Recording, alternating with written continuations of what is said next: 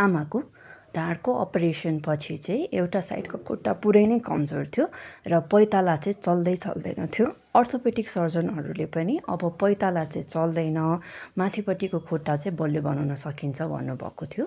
र मैले 1.5 वर्ष अगाडि आमालाई भेट्दाखेरि आमा उठ्न बस्न पनि सक्नु हुँदैन थियो। दिसा पिसाबदेखि लिएर खाना सबै ओछ्यानमै हुन्थ्यो र हामीले 1.5 वर्ष अगाडिदेखिबाट एक्सर्साइज सुरु गरेको। आमाले बिहान दिउँसो बेलुका जसरी सिकायो त्यति नै एक्सर्साइज, अझ त्योभन्दा पनि धेरै आफैले मेहनत गर्नुभएको भएर आफूलाई उभिन सक्ने, आफूलाई हिँड्न सक्ने बनाउनु भएको छ। आजभोलि आमा मजाले चोकतिर हिँड्न जानुहुन्छ, तलमाथि भर्याङ चढ्नुहुन्छ। पैताला पनि जुन चल्दैन भनेको थियो त्यो पैतालाको पनि मुभमेन्टहरू फर्किएको छ।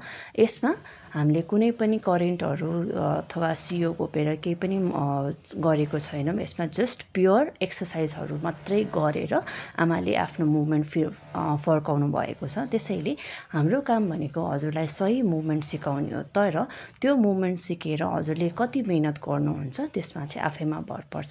नसाको रोगमा टाइम लाग्छ, धेरै नै टाइम लाग्छ। अरू रोग जस्तो 1 हप्ता 1 महिनामा ठिक हुँदैन। ढाडको नसा च्याप्पिँदाखेरि ढाड दुखाइ ठिक गर्नलाई नै 2 महिनादेखि 6 महिना लाग्छ भने नसाको रोगको लागि त 1 वर्षदेखि 2 वर्ष लाग्छ। नसा ड्यामेजको केसमा चाहिँ तपाईँको 1-2 दिनमा ठिक चमत्कार हुँदैन। तपाईँले चाहिँ निरन्तर 1 देखि 2 वर्षसम्म चाहिँ एक्सर्साइज गरेर मेहनत गरेर मात्रै नै ठिक हुन्छ।